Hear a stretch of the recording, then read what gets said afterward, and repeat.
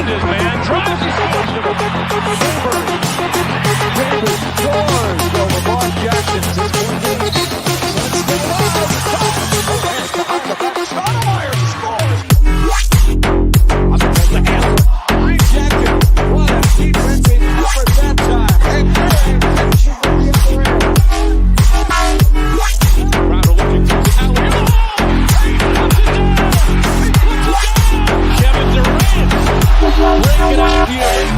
With a long one, won't get it. Long rebound. Finds Booker. This is going in.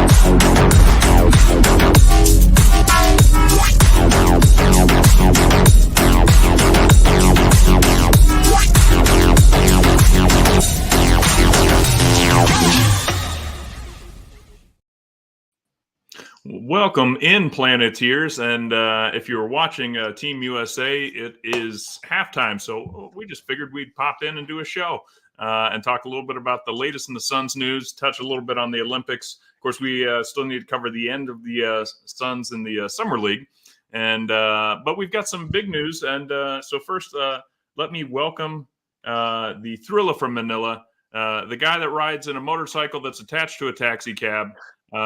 Let's give it up for Kevin. Hey guys, what is up? And can't wait to get this pod started. Obviously, we missed last week, but yeah, can't wait to talk Suns with you guys. Well, and now that we've lost Hamo, the screen is all disjointed, so hopefully Hamo can come on and join us. But oh, there he is. Let's try this again. Say hi to the folks, Hamo. Hi, folks. Starting off strong, but it's good to be back with you, Planeteers. We've been off for a couple weeks or two. I went to Miami, and it was horrible. Nobody should ever have to be forced to go to Miami in late July. It is not a comfortable place to be. As Hamo is apparently freezing to death in the southern hemisphere, I wanted to basically be anywhere except outside in the fantastic city of Miami. Where it took a 2-hour round trip just to go to the beach to try and cool off. So, but you know, Kev, you know all about that, right? I mean, oh yeah, nice. You love the humid heat. I have come to love it because you see the color of my skin, right? You don't have a choice. I've been toasted my whole life in here. Yeah, you've got that glistening look, you know, that's real popular with the ladies in the Philippines, is what I'm guessing. So, no. Is that why your wife doesn't watch the show? Because this whole time, she'd see my face and just, be disgusted. You see this face every day, No, I'm kidding. No, I now know why the Philippines just loves karaoke so much, because it's an opportunity to go get drunk and just pretend it's not so freaking hot for just a moment. But that was basically the vibe I was dealing with in Miami. So, yeah. Well, let's kick it off. Let's just jump right in with the most exciting Suns news that we had maybe all off season with Tyus Jones. Coming in to join the Phoenix Suns team, last played for the Washington Wizards. And prior to that, he was with the Memphis Grizzlies, where if you remember when Ja Morant went out, the Grizzlies actually started winning more games with Tyus in there. So he's obviously a really quality player. And he said, yeah, quote, "I'm thrilled to be a part of the organization. Feels like home already. Feels like family. That was the biggest thing for me." Here's a guy that was commanding tens of millions of dollars in annual salary, and the Suns were able to talk him into a minimum contract. This is like the Suns' version of the Jalen Brunson deal, wasn't it, Hamo? That's a damn good comparison. Well, I mean, everyone's loving that Jalen Brunson just like, oh, I don't need to get paid all that money, and it's like, okay, no, it's like, I wish he would have been on my team, and then all of a sudden, Tyus Jones like, I'll take a minimum. Come and play with the Suns. Like, hold my beer. Exactly. Yeah. Granted, it's not nearly quite the same scale, but hey, Suns had to get one win. The basketball guys usually don't favor us, so that was important. Oh hell no! It's very cool because it was a pipe dream. We couldn't afford him. The only way that I believe we could have afforded him is if we managed to work out to get Drummond and flip Nurk, because that would have created that extra, 16 mil that we needed to 15 and a half mil that we need to secure Tyus Jones. So for him to come in on a vet min, or the equivalent of 3.3, is it just shows he really wants to be here, man. He's got a lot of faith in this team, as most of us do, and now we've got not only Monte Morris, who we were all pretty happy was going to be our point guard. Now we got Tyus Jones, man. It's incredible. How quickly we have forgotten Monty Morris, actually, Kev. That poor guy walked in. He's like, man, I'm going to lead this team to the NBA Finals. And now they're like, you will be a solid role player for this team. Oh yeah. But that's what Tyus was told. You're coming in to start. So we're still not quite sure what the starting lineups are going to be. I think the majority are expecting it to leave the big three in there, which would mean we're very small. But Jones, the big three, and Nurk. Tell us your thoughts on the Jones signing, Kev. I think it was fantastic. First of all, we have to thank the front office, and special shout out to Grayson Allen, who he played with Duke, for the recruiting stuff that they've done. That's So right. yeah, and Hamo, I wanted to echo you on your comment that never in a million years I would have think that there was a chance for us, or for the Suns, to sign Tyus Jones. Some people on Twitter is saying like he should fire his agent for taking down that minimum contract.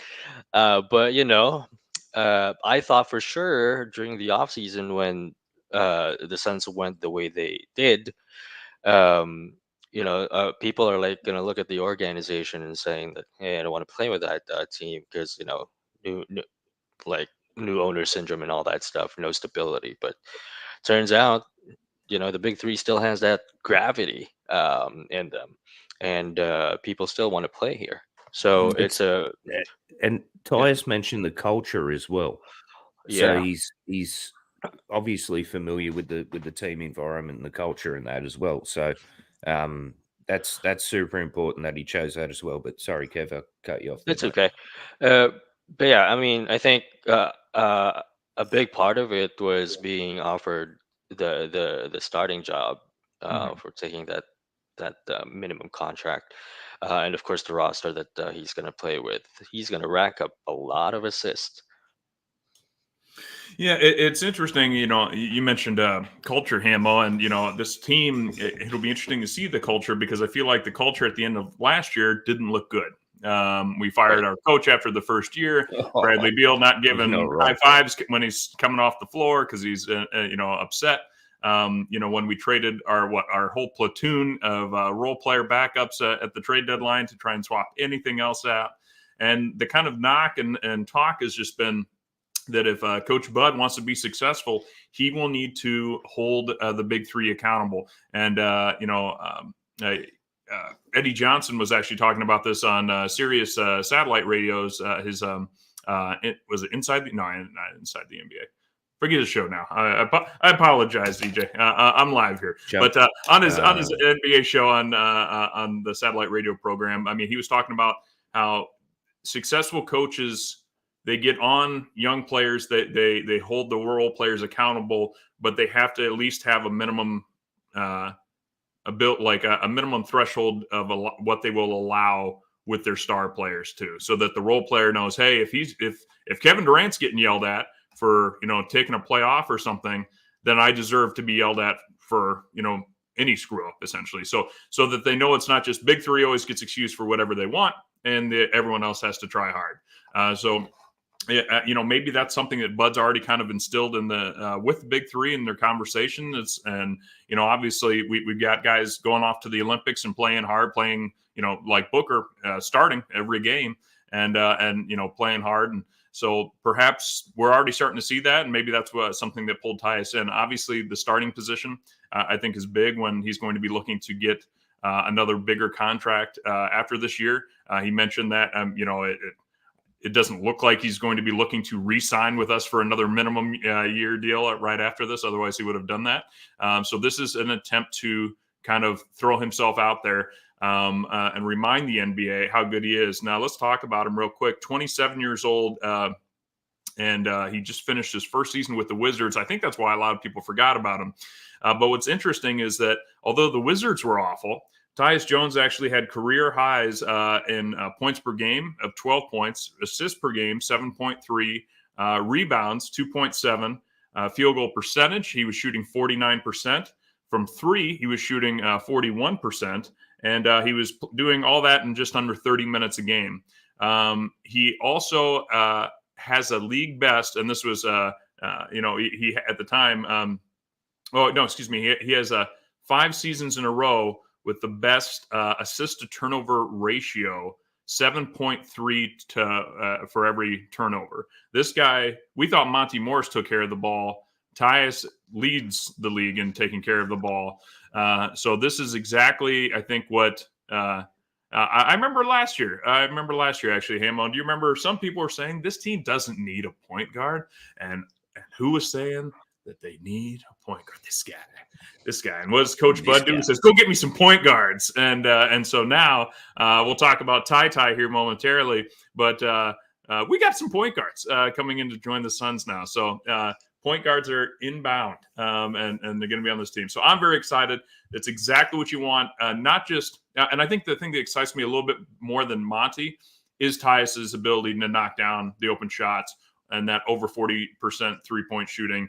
We don't need him to light up the scoreboard by any stretch, but when he passes to one of the big three, a quick kick out to him to knock down an open three is going to, be very useful, obviously, because we're used to having a Josh Okogie on the court and just knowing that he's probably going to miss that open shot. Yeah, and now we've got two of the I can't remember.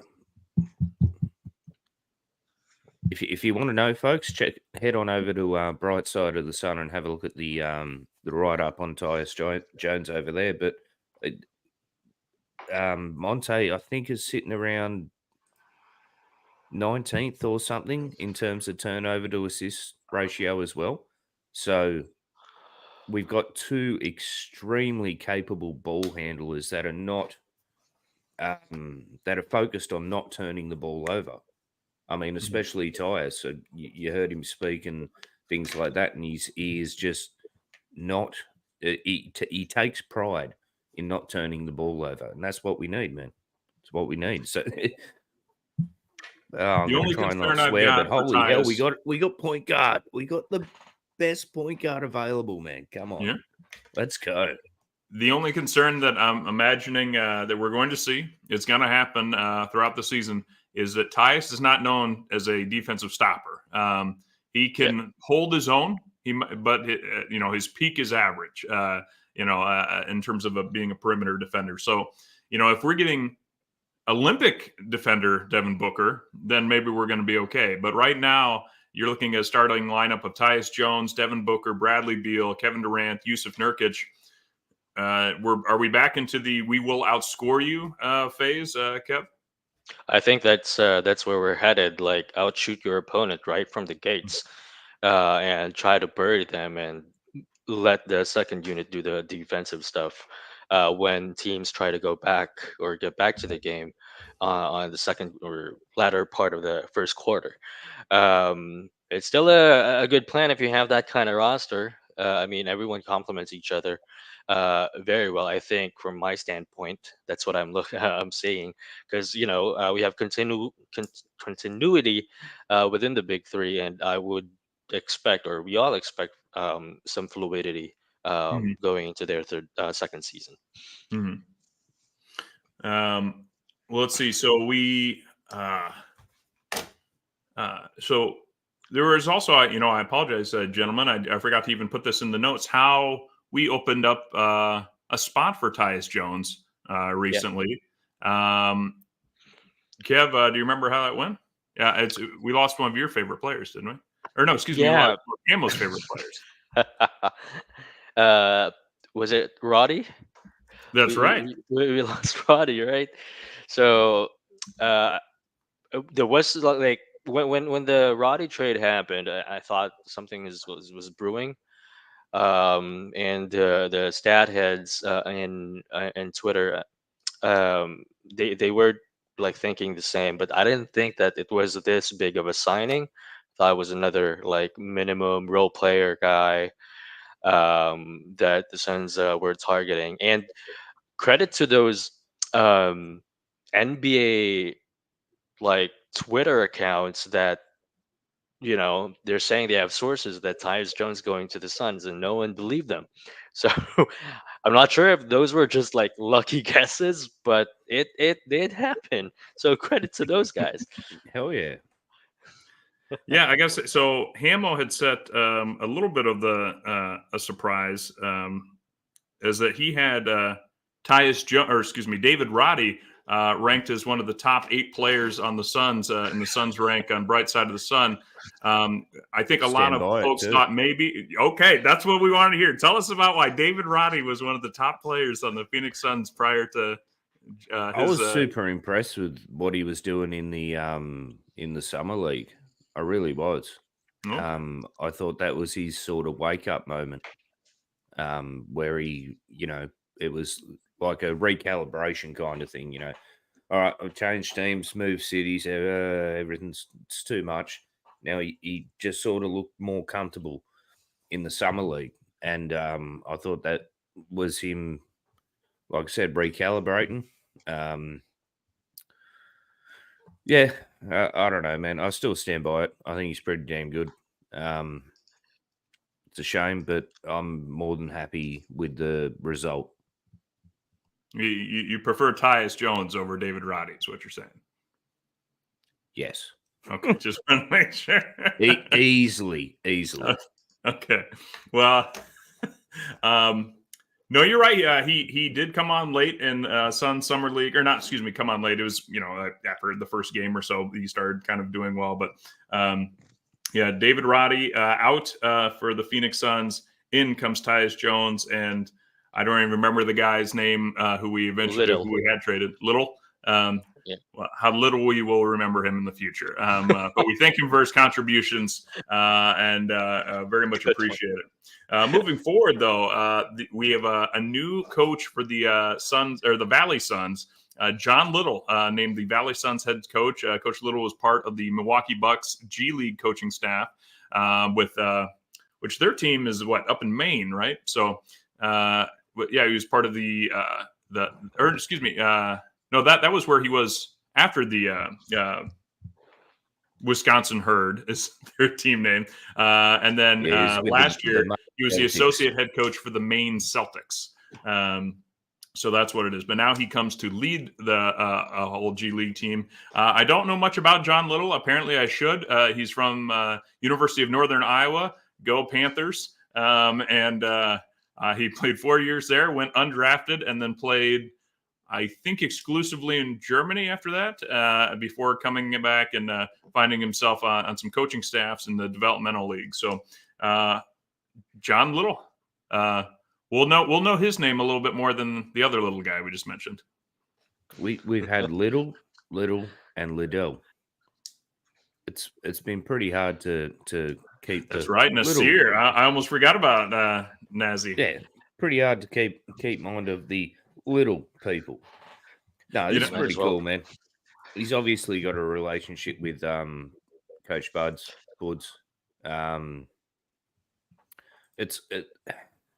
We're making absolutely professional moves left and right. I mean, James Jones cooked, as they said. It's just amazing. He cooked, yes. Okay, all right. I thought you said something else. I thought you were like, James Jones getting cucked, and I'm like, I don't think that's accurate. I was going to stop you right there. And no, that wasn't James Jones that happened to. No, that's for sure. But yeah, that was the little people. No, that was the Liddell. Yeah, the Liddells. But no, the signing of John Little to the Valley Suns means, like everything that Matt Ishbia and his organization does, it means that they're all about winning. And for myself, I'm pretty excited to see some G League, especially because we got fellow who just played over here for the Wollongong Illawarra Hawks in the NBL, Gary Clark. He's heading over there to play in the G League right. as well. So, yeah, very excited to see a fella I've watched in person for the local team in the NBL play for the Suns, man. So, yeah, no, Do you get the better coaching staff we have, the better. Hamo? Do you get like the G League coverage back I think then you, when the you Suns get had G one? League on League Pass, I'm pretty sure. Oh, you do? Okay, I better check that out. That'd I'm be a pretty smart way sure. for the NBA to do it because nobody's paying to watch G League, Right. so you might as well just kind of throw it in. And I've seen make a it little lot bit. of G League, and the only way I would have seen it would have been through League Pass. So, yeah, Okay. it must be on League Pass, yeah. Gotcha. All right. Well, in addition to John Little coming to join the Valley Suns, we also have, am I saying it right, Ty Washington Jr., or is it TT? That No, shows you how Ty. much I know. Don't say TT. Yeah. Please. Okay. TY. Is that something inappropriate in the Philippines? You can look it up, but the spelling is like TITI. Okay. See, we're gonna Yeah, keep no. it classy here, Planeteers. We're not Yes, gonna. please. Ty. Do not Ty, say- Let's go good Ty. with your right shirt.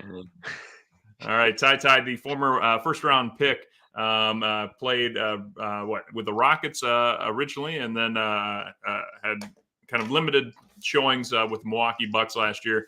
Another guard, another ball handler. He's coming in on a two-way contract, going to join Jalen Bridges and Colin Gillespie with the Suns there. So we'll see him a little bit, potentially with these Suns and not kind of just exclusively in the G League would be the hope. But what can you guys tell me about Mr. Washington Jr.? Not to be confused with Dwayne. This is Ty. I think he's from. I think he's from Arizona too, like an Arizona native. He is Phoenix. Way to go! Correct. Born in 2001. God, these guys are young. Yeah, I know.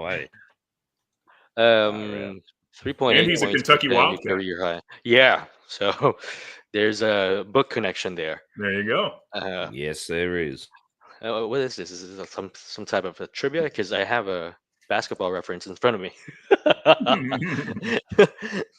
But I've seen some highlights. I think I particularly reposted one on Sun's Twitter, or not Sun's Twitter, but the podcast Twitter page, and he's good. Like he has some passing, he has some scoring in his bag. Something that you would just expect from a point guard. Although he didn't really shoot particularly well in the three last year, 33%, and in his career that's 24.4%.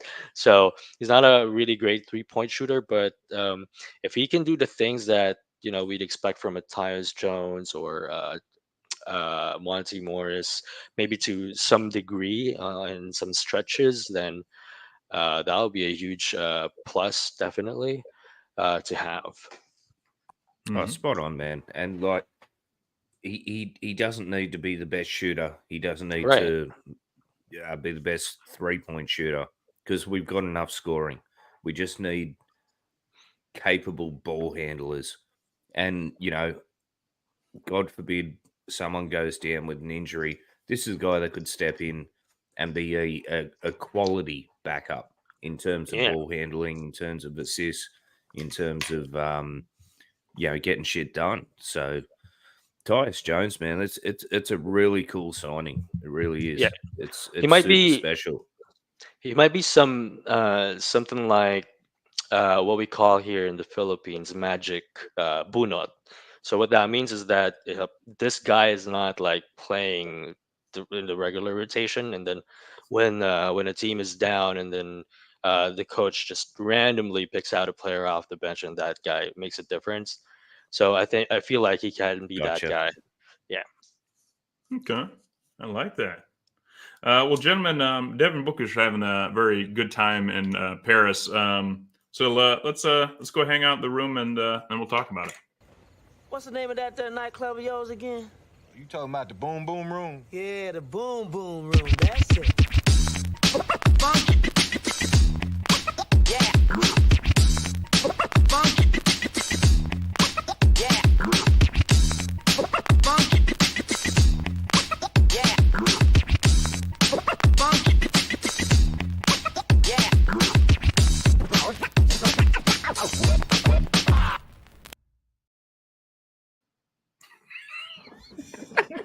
I just always love coming back from the boom room and watching these guys just dancing, watching themselves dance, and they're getting into it.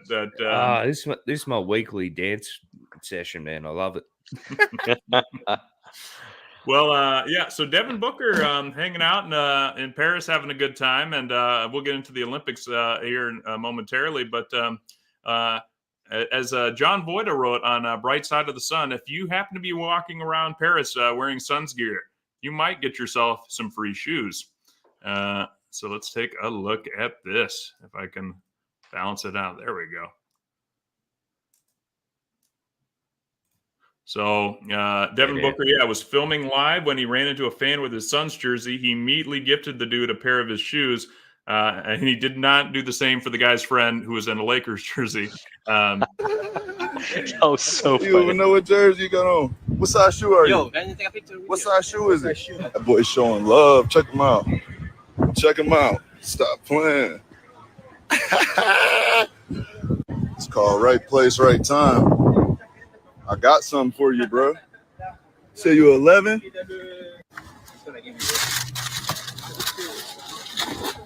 Yeah. Swap them out, man. Put them on right now. Nobody got them. Ooh, boy, you can fly now. We're gonna take the picture for us. You got the picture there?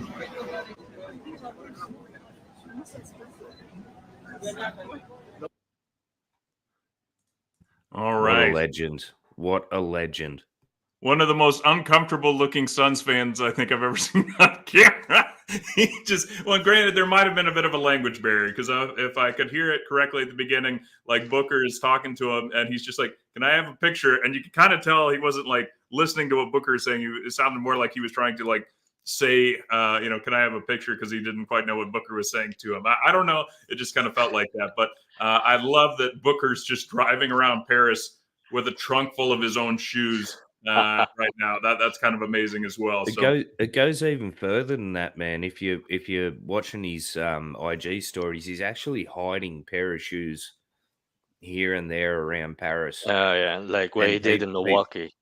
Yeah. So he's not signing Milwaukee. them, Last also. Paris 2024 Olympics, and he's taking them out of the box and hiding them. And people are, what do you call it?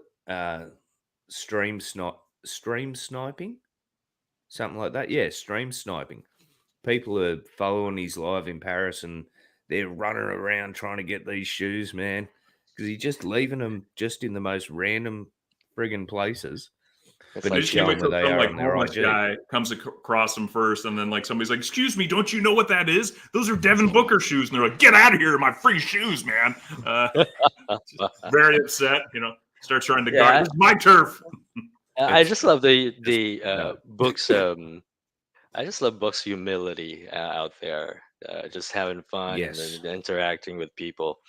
It's just so refreshing to see like an NBA player do that. Not much. You don't see that very often, really. I was actually chatting with this colleague of mine who's a Suns fan as well. Shout out to Charlie. When that video came out, he said like, "When do you think we're gonna get this opportunity?" Basically, I said maybe in 10 years when the Olympics comes back here, then that's Book 13's. We don't know what would be the designs will be. So, but be better for us. So I'm just Just wishing we got imagine one that of Booker those would be guys. about 37, probably in the twilight of his career. If he's gonna be They still have like Book moving it 13. around Manila, I feel his pain. Right. No, right. but I tell you, I was speaking with one of our good friends, Hardev, today, and I need to acknowledge this: the respectfulness of the people over there in France. If that was Devin Booker in, say, like, LA or something like that, the people would be crowding him, they'd be mobbing him. But the French people they're all standing back. There's a big circle going around him. No one's rushing him. No one's trying to do anything. They seem super, super respectful. So I got to give him a shout out for that. They might be respectful to Book, but imagine putting out Joel Embiid out there. Maybe I am a little curious. I did notice that. I've heard like, oh gosh, this is a random connection, but I remember an interview they asked Johnny Depp like why he preferred to reside in France instead of the United States for most of the year, and he's just like, well, because I can just kind of like go get my coffee in the morning without being bothered. And I don't know, I think it might be a little bit of French mannerisms of just kind of like, oh yeah, he's a celebrity, that's nice. But I think it's also a little bit of like, I don't know who this is, and I think they might know this is a professional basketball player. I'm guessing Booker's not walking around without any, Bodyguards. maybe bodyguard, yeah, or at least what would we call it, like Friends. a body person, yeah, crowd kind of navigator person, and so who knows? And plus, I mean, he's wearing his sunglasses, he has his hat on, so he's a little That's low his key. disguise. Yeah, exactly. You hear in that video though when the dude in the Lakers jersey goes like this and then walks up, he goes, "Devin, yeah, oh my god." Well, but you know what? You're right though too, Hamo. Because if I feel like if a lot of people were in that crowd and they saw a trunk full of shoes, they would crowd the car, thinking, "Oh, okay, that's great. The Suns guy's going to get it, but where do I get my box of shoes too?" And it's like, no, this is just for the Suns fan. This is just for the Booker fan. And so it should be. Yeah. And going back to the Johnny Depp thing, I think mainly it's because there's no TMZ in Paris. Well, even Jeremy Clarkson from Top Gear fame, the car show, even he says southern France is the most beautiful place, and if he had to live anywhere for the rest of his life, it'd be that. So must be something going on there, man. Isham, something in the let water, us know yeah. what's going on in France that everyone wants. Yep. Shout out to Isham, our French Suns fan who's been on the show a couple of times. But let's talk briefly about how the Suns Summer League ended. It feels like forever ago at this point, but it wasn't all that long ago. So what were your guys' biggest takeaways? Obviously, we did not, from a win-loss perspective, this was not a good team. It wasn't. I mean, the guards are like, I'm sorry to say this, I might get heat on this, but the guards are like ball hogs, from the games that I have actually watched. Actually, I just watched one. So, and that was the first game where David Roddy just stunk up the whole place, and I said to myself, I had enough of it. I'm not gonna watch any. You're talking about one of the best Suns player on the just got kicked off the roster for unknown reasons. Oh my goodness! But I like the highlights that I saw from our rookies, specifically also good. Very athletic, and a really good passer.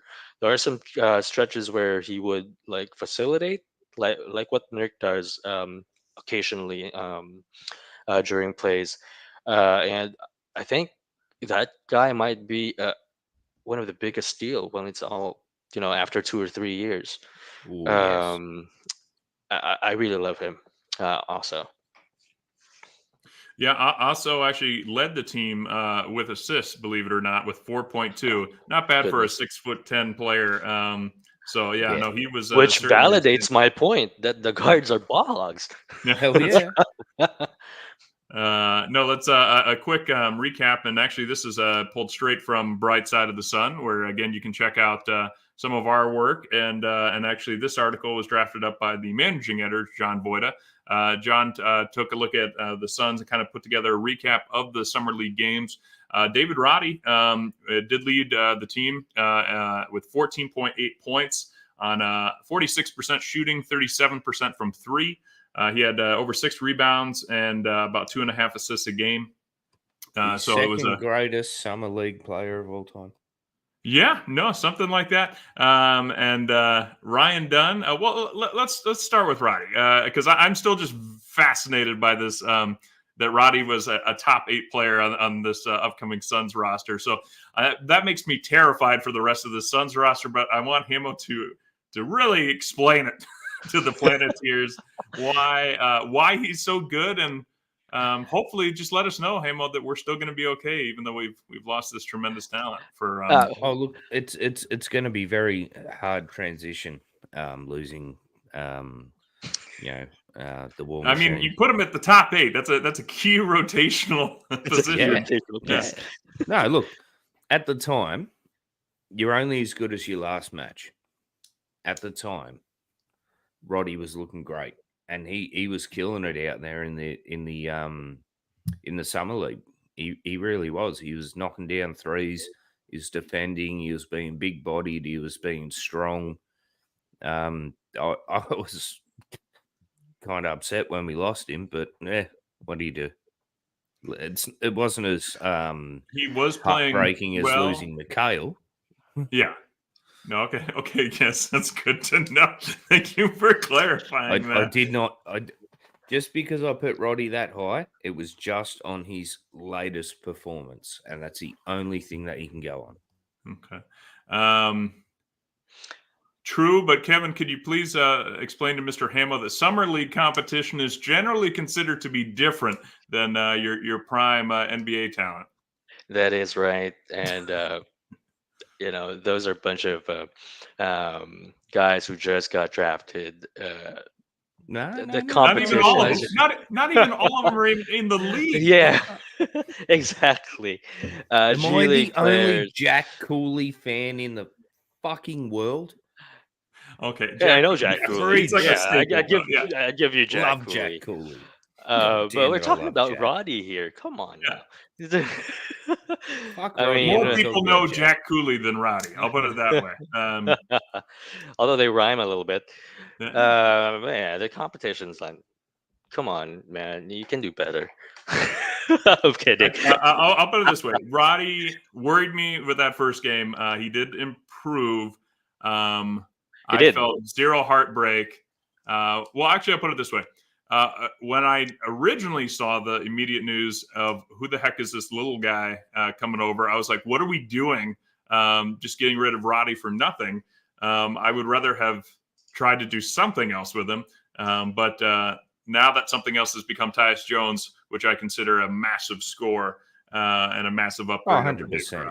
And Roddy's going to go over to Atlanta, who's in rebuild mode, and he's going to have a great season. So it worked out the best for everyone. Yeah, it's a win-win. I will be impressed if he plays.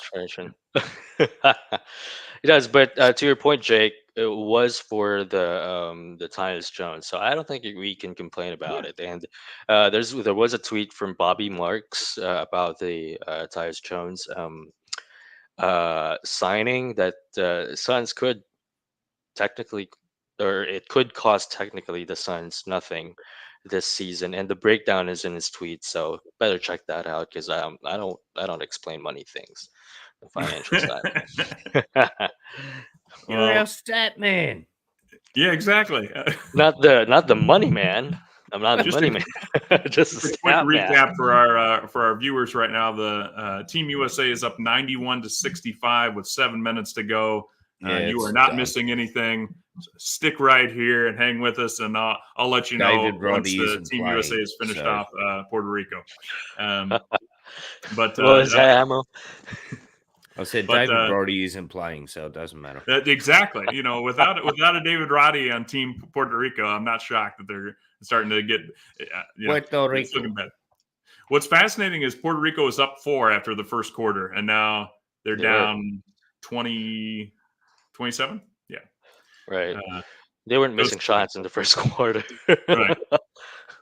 But yeah, before we get to the Olympic stuff, let's talk about a couple more players. Ryan Dunn in Suns Summer League, 5.8 points on 34% shootings, 7.7% from 3, just under 4 rebounds, just under 2 assists, but 1.5 blocks, 1.3 steals. What do you think, guys? Ryan Dunn, our first round pick. I mean, he's not as good as David Roddy, and that, but who is? He is a lot better than David Roddy. And not according to your rankings, sir. Not well, to yeah. Those rankings are null and void now.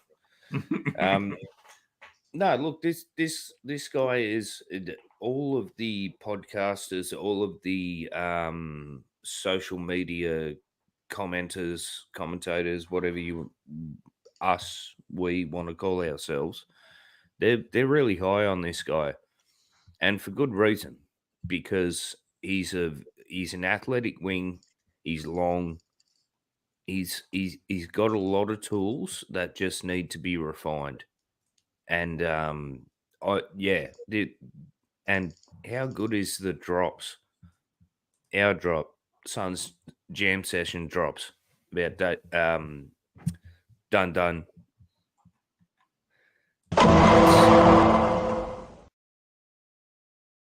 There's a drop I've been waiting for. Nice. Nice. We're gonna have to update that because we Nice. did not get Right. the double duns. Yeah, The other than we just got the one Doesn't matter. done. Still perfect. But no, this guy is a work in progress with a lot of upside potential. So personally, I'm excited for it. Yeah, I'm okay with a 7.7% 3 from 3 in it's just a small sample size anyway. But again, we don't need them to shoot, not at least right now. And that could be, or that 3-point shooting can definitely be developed over time.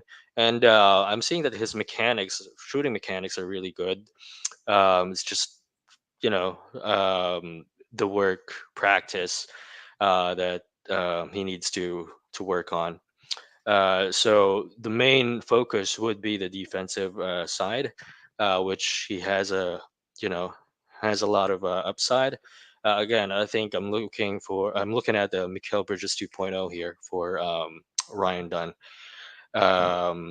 And they've actually been dubbed the new twins, also, and Ryan. And Yes, sir. I think we have to rebrand that because of originality. We want some originality. Well, let's take a look at one of his quick highlights here that he had in the summer league. 2022.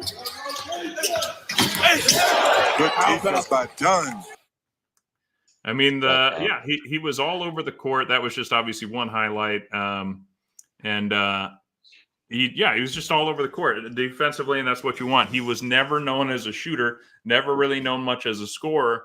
And so I think that's the one thing we got to remind you of, Suns fans, is that this guy is not going to be the box score guy. You're not going to see him fill up the stat sheet with huge numbers. If he has a 4-point game with 3 blocks and 3 steals, that would be elite Ryan Dunn numbers. He's a facilitator. Yeah, exactly. So that's what you're going to be seeing from Ryan Dunn, is getting in the way, disrupting plays. If you got excited about seeing Josh Okogie play defense, you will love Ryan Dunn's defense even more. And hopefully all he's doing right now is working on his shot, because he will be needed to hit open shots. You do need at some point. Yeah, at some point. When you're playing with a big 3, you have to be, because otherwise that guy's just going to play way off. But the good news is he's aggressive. He's bigger than Josh Okogie is. He is not afraid of contact. He'll take it into the paint, and he'll try and draw contact and take a shot at the rim too. So because he's longer too. Exactly. So Oso, we talked real briefly about. He did lead the team in assists with 4.2, thanks to those ball hog guards that Kevin mentioned. But he also had 7 points on shooting 50%. He did not hit any threes, but he was 90% on free throws as well. 1.2 blocks, 1.2 steals. 6 rebounds. He had me a little worried that first game or two. I forget which one it was where he had like 2 rebounds. I'm like, you cannot be 6'10" in this league and only get that. But he did improve upon that. Here's another highlight that was gathered up on Bright Side of the Sun. I'll play this for you. The true lob threat. The Suns finally have one. Hello. Oh, that's beautiful. Walker finds Iguodaro for the. Walker's been. That was pretty good. We don't usually get that with a Yusuf Nurkic, for example. You haven't seen that since the Amari days. No, yeah, just about. Yeah. Gosh, you'd have to other go. Than the one Valley-oop. Oh yeah, we haven't seen that since Amari, man. That's perfection. Yeah. That's beautiful. That's pretty true. Yeah, I'm trying to think who the last other guy was. We had Hakeem Warwick after Amari, right? Oh my goodness, that guy. And we had who was that center? Played for the Wizards for a while too. He was Polish, I think, wasn't he? Gortat. Marcin Gortat. Yeah, he was able to do a little bit of that, I think. Because he was playing with Steve Nash. His own, right? Well, yeah, exactly. Steve Nash makes everyone jump a little higher. Hell yes. Unless he made the Plumlee brother look good. Yeah, the Plumlee brother. Gosh, Miles? Yeah. Miles Plumlee. Yeah, Miles hasn't even been in the league for a bit. So, it definitely, if we can see some more of that from Oso, that would be fantastic. Because, I just feel like that was the one thing we've been definitely needing a little bit from a big man. We had that like for the first 15 games in Eubanks, but we all know what happened. Yeah, that's a good reminder. I've already forgotten Drew Eubanks. Well, I want to shout out because I do apologize to our producer Josh. He actually put together some Tyus Jones highlights for 2 minutes, and I didn't even play them. But we can do that if we still have some time later. But right now, I want to talk a little bit about the Olympics. And I want to show everyone Josh's new drop, the long form, because it's just very nice. And this could be our new version, a more trim version eventually of our Slim Reaper. But here we go.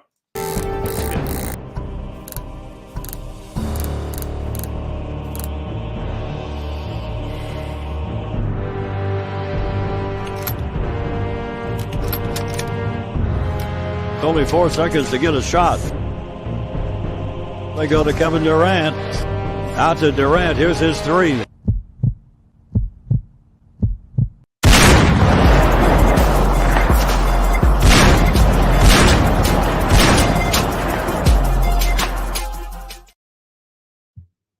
That is a terrific drop. That is so good, man. For the good, audio listeners. Yeah. Audio but it's listeners. No this.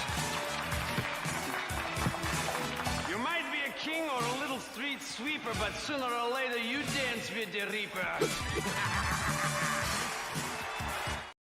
We're going to need the Planeteers feedback on this one. Should it be the easy money sniper, the Will Smith AI, or should he be the Slim Reaper?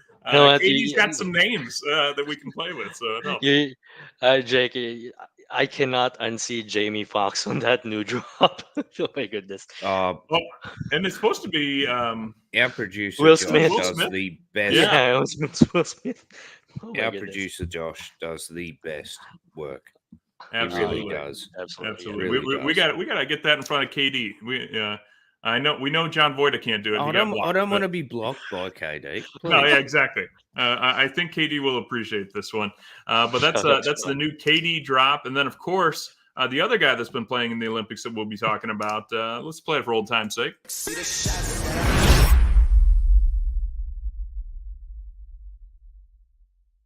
Welcome.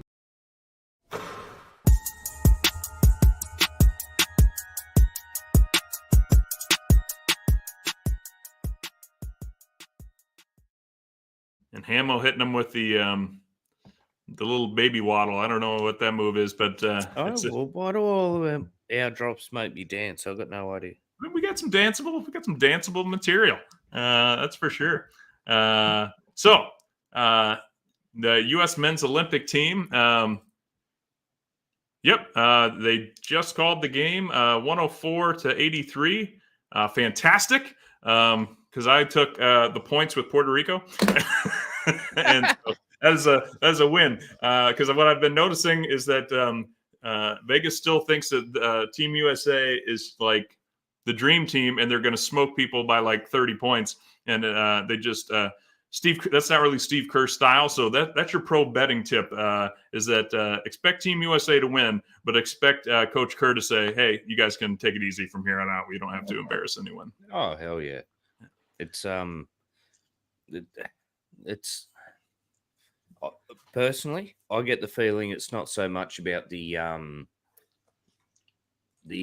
USA team being dominant this year. This is LeBron's farewell Olympic tour, and it sucks.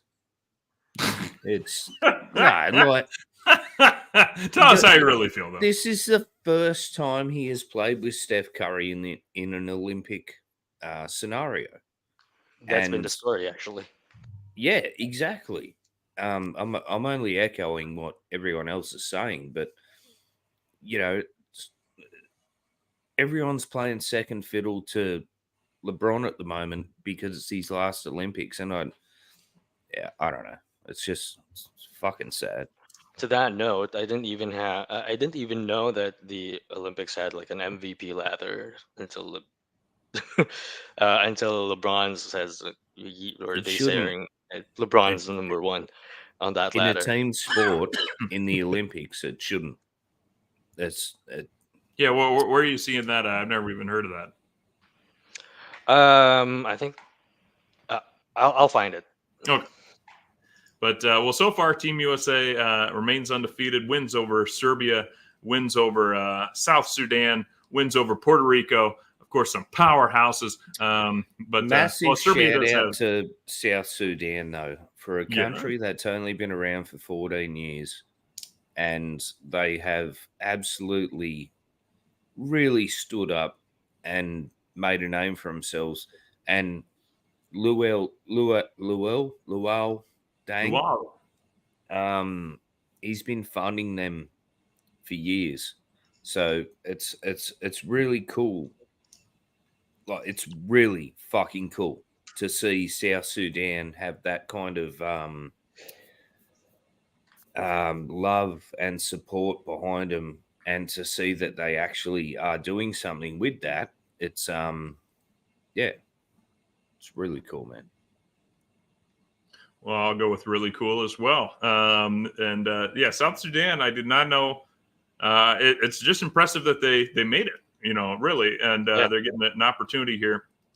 It was covered on Suns Jam Session the other night that they don't even have an indoor basketball court in the country of South Sudan. The whole country, which is like amazing.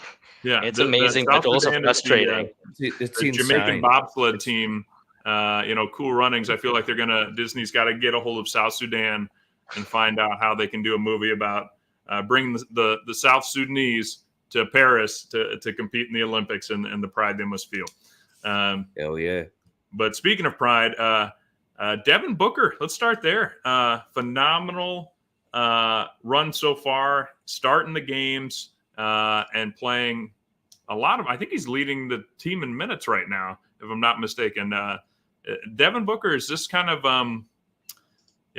he's not dominated in the statistical category per se, but he's been playing very effectively in all the games, including the one that just wrapped up where, 17 minutes, he was able to put in 9 points and a couple of assists. A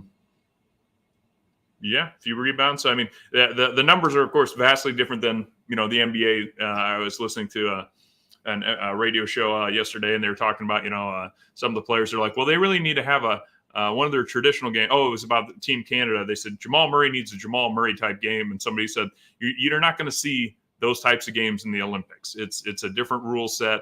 And these guys are playing, a very team-oriented deal, whereas Jamal Murray has to be a scorer for the Denver Nuggets. He does not have to be that same role for Team Canada. So that's something good to remind ourselves. But any takeaway so far from Mr. Devin Booker? Yeah, I mean, average is 5.5 assists a game, if not leading the. I'm not sure if he's leading the U.S. in that category, but what strikes me most is the steals. Average is 1.5 steals a game, so he really embraced this. Like a glue guy that they've been saying about Book with this Team USA. And you're right. I mean, he's not the sexiest, option for a starter, but he does everything, whatever it takes to win, basically, which is kind of I think the main thing for Steve Kerr. You have to have that glue guy, and I think what he said recently, I think that was yesterday, that the reason why he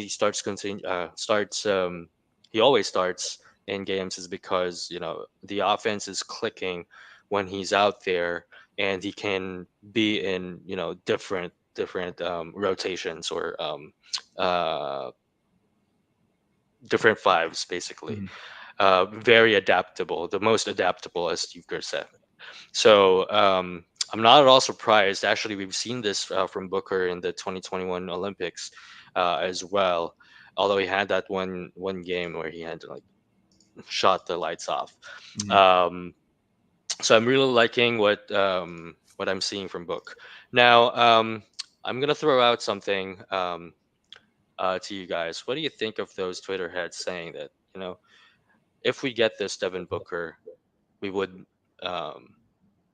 basically the Suns would win more games? You think that's accurate, or because there are certain things about that Book, his main job is to score and can't exert that much effort in defense. Do you think that's something that could happen? So in international play, you can hand check. Yeah, basically. And so that this was something that the D-Rock talked a little bit about, right, Hamo? Was that Booker does not have the length that like a Ryan Dunn or Mikal Bridges has, but if he can hand check, maybe Book would have been phenomenal in the 90s. Going after the likes of a Michael Jordan and into the 2000s against Kobe. So I think if we can get. Obviously you can't hand check in the NBA, but I mean, if we could have this kind of a defensive presence, I mean, we have Kevin Durant, we have Bradley Beal, we have people that can score. We don't need Booker to go off for 30. That would be my take on it. But and I'll just real quick add that he's not leading the team in assists. That's Mr. LeBron James, the guy that Hamo hates. He's the focal point. So sorry, go ahead, Hamo. Tell us about if this is the Booker we want. Yeah, look, it pisses me off, to be honest, because the narrative now is like, the Olympic Devin Booker, and I'm not talking from Suns fans. I'm talking about the rest of the general basketball world. This Devin Booker cat, he might actually be good at basketball. Fuck off, man. We've been saying this shit for almost 10 years now. Oh, yeah. It pisses me off, man. I mean, he's killing it. Don't get me wrong. He's killing it. But the fact that people are now just like, him. Fuck. I think this is the peak of Devin Booker love from the national guys. Exactly. No, and I think that's what it is. And honestly, I don't care if the national guys want to give Booker his respect or not. To me, it's just amusing at this point because NBA purists know him. And obviously Suns fans know him. There's a reason why Kevin Durant, who will go down as one of the greatest players ever, said, well, I want to go play with Devin Booker. And the national guys were like, what? And because they don't, they're based mostly on the East Coast, or if they're on the West Coast, they're in LA. So they focus on the LA teams and they get up to the Warriors maybe. So there's a team out in the desert that's got some tremendous talent, including Kevin Durant, who I was a little nervous about whether or not he would play. Of course, I had mentioned that on our last show that if he was at all hurting, I hope he kind of didn't. He did not come in until during those exhibition games. But then in our first game against Serbia, Kevin Durant comes in, goes 8 for 9, including 5 for 5 from 3 for 23 points. Guys, I don't know if you know this, but Kevin Durant's kind of good. You can plug him in a lot of different scenarios. He didn't miss a single 3-point shot until tonight or today. Was that? Oh my gosh, is that right? Yeah. Yeah. He was 2 for 2 against South Sudan. So yeah, 7 for 7, and then he went 3 for 7 today. Man, he's trash. Get rid of him. He can't score against the Puerto Rican. No, we love Kevin Durant, obviously, and shout out again to Josh, who put together these new overlays that make us look like we know what we're actually doing here. So that looks great, and yeah, I like that. I like the kind of the magic, right there, kind of the sparkles, almost. Yeah, I don't know what you'd call it, the Sparkle, the paint splash, something like that. But Kevin Durant, guys. Can you believe that Jason Tatum's not getting to play always over him? That was the other big national thing, was just like Jason Tatum, who I'm going to say it. It's just he needs to relax. He's the second best player on his own team. So, of course, he's not even going to be the best player on Team USA. And he should be humble. He should be humble. He should be humble. He's not that great. I mean, no, I'm sorry. He is a phenomenal player. He would wreck me any day of the week, of course. But for this team, for Team USA, it's all star power. So you need the Devin Booker types. Yeah, putting aside ego. With that, yeah. And not saying that he's egotistical, but you don't need somebody to take a lot of deep mid-range twos when you should be getting a lot easier baskets. But sidestep to threes. Exactly. So I don't know. But what are you guys seeing from Kevin Durant besides, obviously we're feeling good that, nobody – is anyone – I'll put it this way. Is anyone worried that he's playing this summer, he's going to be tired come the season? I think there is some worry because I think our friend D-Rock did mention this a while back, or on the last pod, that he had some pretty serious injuries in the past, and at his age, a guy would ideally be just resting at home. But KD's like even putting up shots in the club, right? Like doing like that. All drunk. So you can't really stop him from playing hoops. We can just hope for the best, basically. I think the Suns front office has full confidence in Durant in terms of taking care of his body during these games. Hell yeah. Anything to add about Mr. Kevin Durant? The easy money sniper, the slim reaper, the KD for 3. The greatest player in the world today. My favorite After LeBron player. James, you think so? No. My favorite player of all time. I was having a chat with my father today. Kevin Durant is one of the most versatile players since your likes of Magic Johnson, George Gervin. He can basically facilitate any role except really for the center position. He did get bullied by Jokic and so forth, but there is nothing Kevin Durant can do in my eyes that will ever be bad. I love what he does, man. He's the best. There's donuts. Come on. You don't mind that he diddles kids anymore? Excuse me? No, Sorry? it's okay. No, it's okay. It's okay. Oh my goodness, who's that guy? Come on. I've been working on my Jiminy Glick, everyone. So Jiminy. There you go. So you don't mind that he? Are you happy that he stopped beating his wife? Yeah, that would be the type of question he would ask. But okay. Sorry, it's hard to actually eat the donut like that and then like come back up for air. But no, we're obviously very proud of Team USA. Let me let's end it with this. We've got Australia still in the Olympics, of course. We've got the Greeks, the Germans, surprisingly, are undefeated. Not the Philippines. Having beat the French pretty badly. Philippines did not show up. You guys are worse than South Sudan. I want you to think about We that. didn't even qualify. Right. Puerto Rico is better than you. And we own Puerto Rico. Ouch. That's what's amazing. And get it together, Philippines. We own Puerto Rico. We do. It's our island. You don't need a passport. Love Puerto Rico. So what do you guys think? What's final prediction? Is it Team USA for the gold, or do you think there could be, as a giant deer walks up to my window, do you think that there could be a little bit of a surprise? I don't think what happened with Mikhail Bridges and the rest of the I'm just going to call them Team B of the United States will lose like the way they did here in the Philippines to Germany. So I don't think that would happen with this type of roster. I think this roster will find ways to win in tight games, if there will ever be tight games that they will play. But I have full confidence that they just sweep their way to a goal. Ooh. Hamill, you agree or disagree?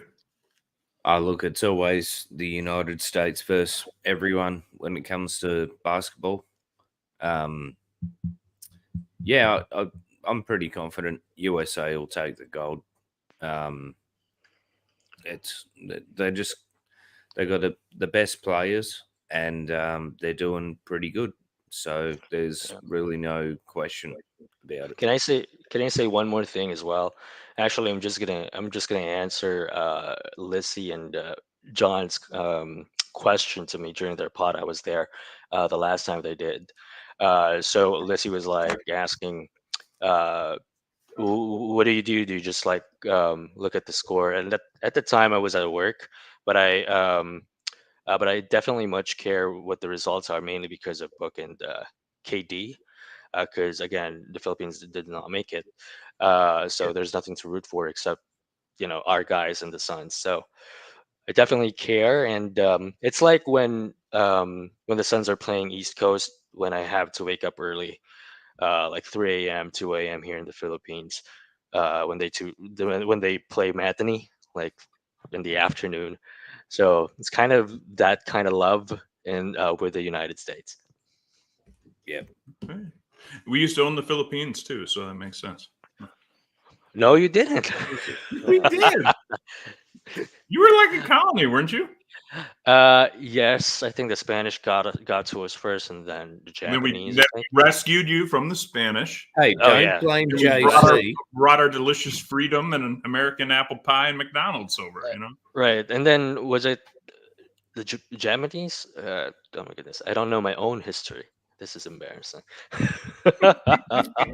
Doesn't matter, mate. It's all good. It's all good. All I know is just be glad that we showed up instead of those darn Australians, because you'd be living under their thumb right now. Thank you, General MacArthur, for everything that you've done for us. There you go. He shall return. He did. And he now did the return. Philippines are free. Well, somebody that might remember General MacArthur, Al McCoy, take us home. Thanks, Planeteers. We'll see you next time. Thanks, guys. Wherever you are, whatever you're doing, stay with us as the Suns get set to shine here on their home court. Here's Perry. Cigar Hurd. Here's the jump shot. Good. It's good. Al McCoy with you courtside. Pumped up a three. Suzanne. He ties it. Hey, DA. Al and Tim up here. Happy birthday. Right. Yeah. I know it's the moment. Happy birthday, baby. Here's Cameron Payne out on top. Durant, three-pointer straight away. Suzanne. I just want to take this opportunity to thank everyone in this arena this afternoon, to all of those that are watching and listening on radio and TV. Thank you for allowing me to tell the story of the Suns for 51 great years. That pretty much wraps things up here. And for one last time, this is Al McCoy saying thanks for being there. Thanks for being with us tonight. And from the Footprint Center here in downtown Phoenix, we'll just say so long for now.